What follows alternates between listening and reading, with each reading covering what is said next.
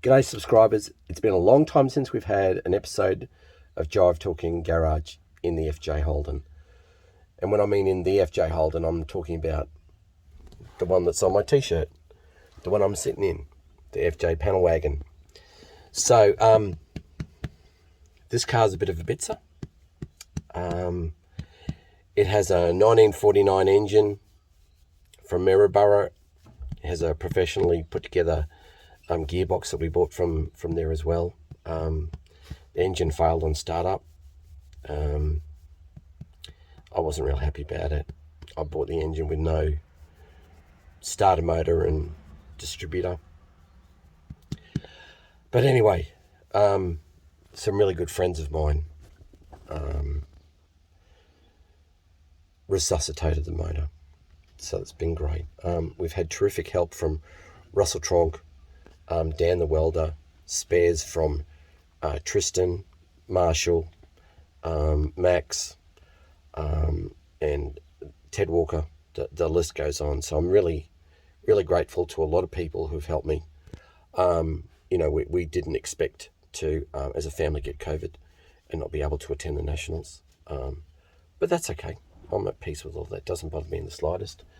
I know that I know how to run a Nationals. I know everything that's involved in it. I know how difficult it is. And from all reports that that have come back, the people there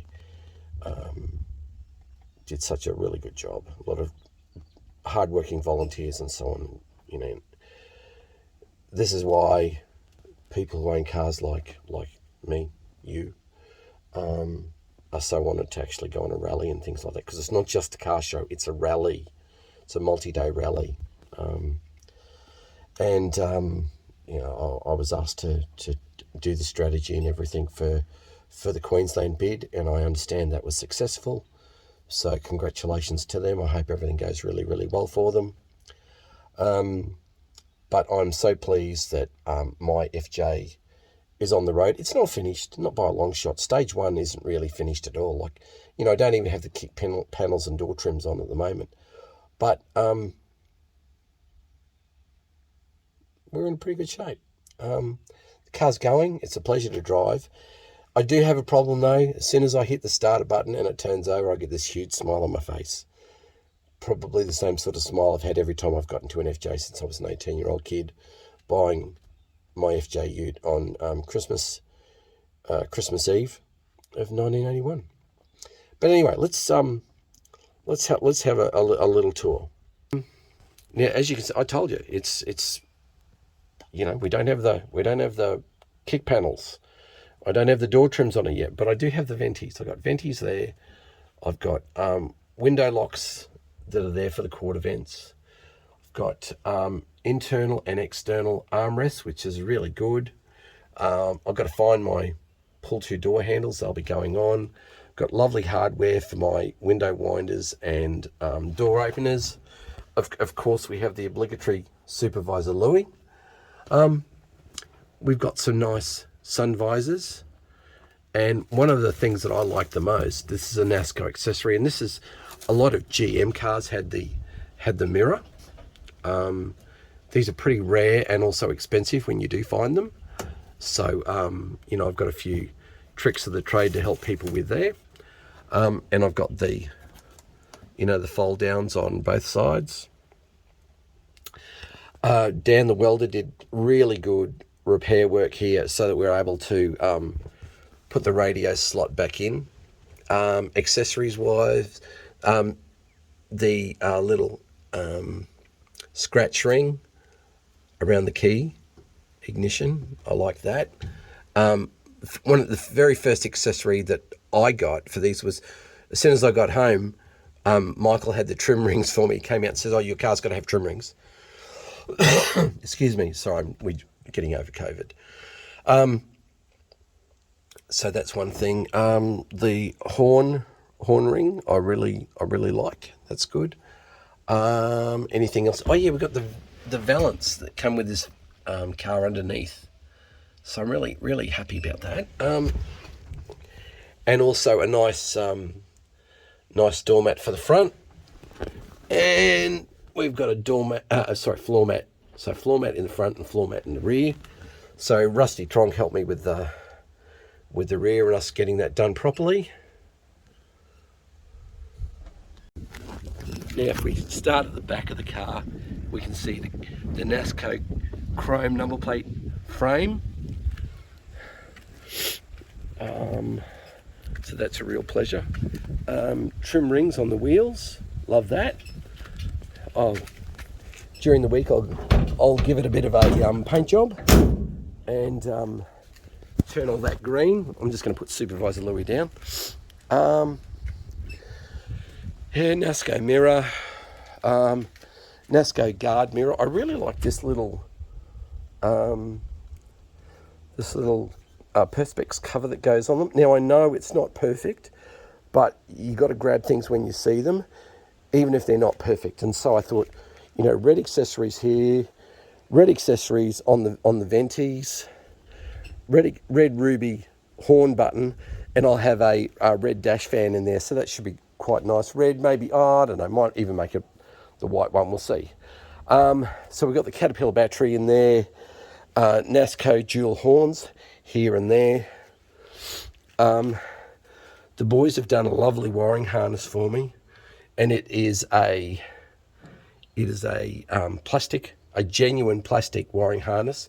Because don't forget, you know, the FJ utility of 1956 was still manufactured alongside the FE, and they were putting plastic wiring harnesses in the FE, and they weren't going to order two different types of styles of wiring harness. And I'm meaning by that, let's be explicit, cotton for the FXFJ, or sorry, you know, FJ, and Perspex for the FE. So they just made them, for the last ones, plastic. Voila. It seems to be going pretty good. I need to sort out some cooling issues, but it's not too bad. But it had to have the obligatory twin horns. Every one of my FJs had twin horns. I really liked them. Oh yeah, we've got the amp gauge inside as well too. I should have made mention of that. So yeah, we've got the amp gauge there. It's plus or minus 50, not plus or minus 30, just quietly. So I've had some great help, even from my schoolhood friend, Mark Costello. Let's just call him the Kangaroo Man, because when we were 9-year-old kids, we really bonded. One day, he was coming up the hill and I was coming down the hill from him from Mount Gravatt East to me from Mount Gravatt South. And he was carrying a box and said hello to me. And I said, hello, Mark, what do you got in the box? And he said, oh, a kangaroo from Show and Tell. I said, oh, really? He said, if I got a kangaroo in there, I can come and have a swim in your new swimming pool. I said, sure. He put the box down and blow me down, a kangaroo jumped out. But that was Mark Costello for you, the RSEQ man. So he came over last week and gave me some help. Christmas Eve, a little bit of work we did on the fuel system. So yes, so 1949 motor. Don't know the heritage of the gearbox. Radiator, we made one out of two. My apologies. Russell Tronk gave me an immeasurable amount of help in here, and also Emil and Michael helped me finish it all off. I've tried to go for the rough and tumble look, rough and ready. My water bag carrier off my HD is on there, so that's a universal water bag carrier. So you can have it on an FJ, you can have it on a HT, whatever. It's Nasco. And because it's a 1956 bodied car, you know, I've got the 1956 amp hole trial, the 1956 games. Kenny from Toowoomba has been so great. He's actually given me the official sticker that goes with this official badge, so I can have that on the back. So it's just wonderful. So, you know, there's parts of this car that are 1949, parts of the car that are 1956, but the car wasn't actually fully assembled until March of 1957. So, yeah, look, it's a lovely straight car, but it has been in a bang. It's been in a couple of bangs, actually. Dan's done a lot of work to it. Tony Manganaro's given me a couple of occasions where he's been able to help me, which has been nice. So yeah, look, I've really got a fair bit to do to it. But my next step is to get it back in the garage, so you know, we can do whatever we can do. But yeah, I'm gonna get some green on this thing just so it looks like a car. But I'm gonna have it at Cars and Coffee next weekend, down at Victoria Point at behind Lakeside. I understand that's where it is, so I'm going to put that up on Jive Talking. I've invited a few of the guys. Hey Louis, come on over, mate. Come on, come see Dad. We need you at the FJ, buddy. Come on. Louis is thinking about making a run for freedom, but he knows it's a fate worse than death because I just tell his mother and he'd be in real trouble. So we'll also see we've got plugs on the thermostat, plugs on the water pump. That's sort of how I'd like it. I'd actually prefer a head that's got the double plugs on it there and at the front, land model head, but I'll just go with what I got for the moment, because this is a really good head in this car.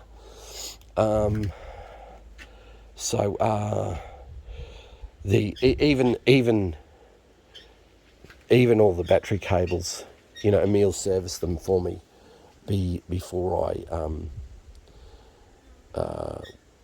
was able to achieve startup. It was just, you know, artwork. You ask them how they've done something, and you know it's just been done so thoroughly. It's not fine.